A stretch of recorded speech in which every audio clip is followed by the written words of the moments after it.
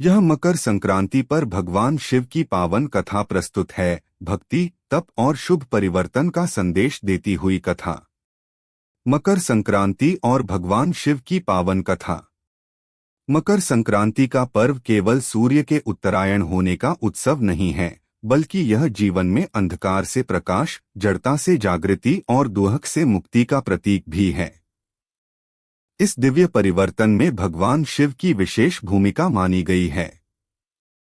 हिमालय में तपस्यारत महादेव। प्राचीन काल की बात है।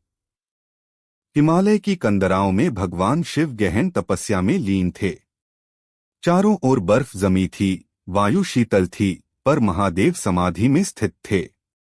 उस समय सूर्य देव दक्षिणायन से उत्तरायण की ओर अग्रसर होने वाले थे, यानी मकर संक्रांति का पुण्यकाल आने वाला था।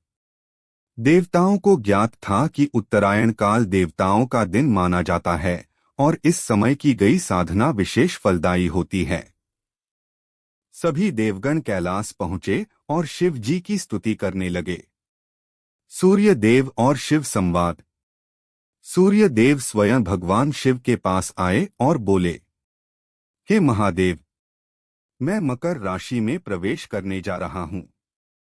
यह समय संपूर्ण सृष्टि के लिए ऊर्जा, उन्नति और शुभता लेकर आएगा। आपकी कृपा से ही यह परिवर्तन संभव है।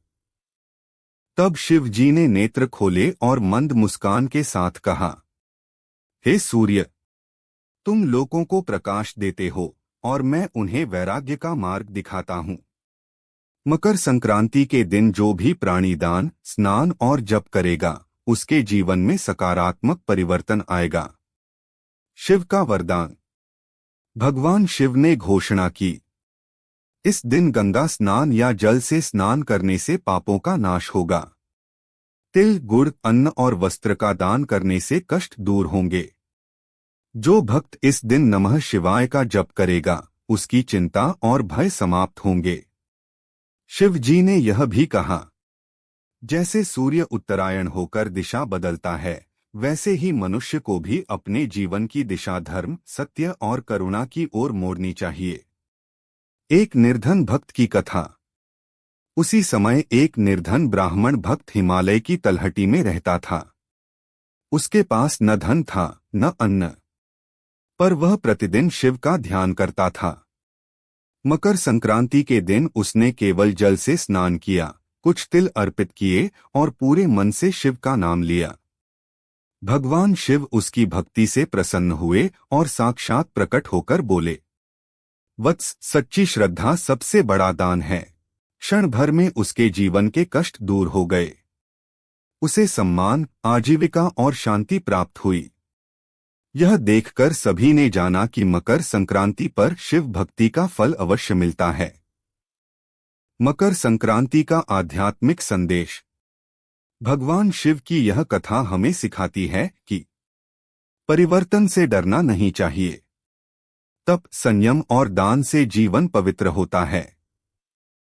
अहंकार छोड़कर शिव तत्व को अपनाने से मोक्ष का मार्ग खुलता है। निष्कर्ष।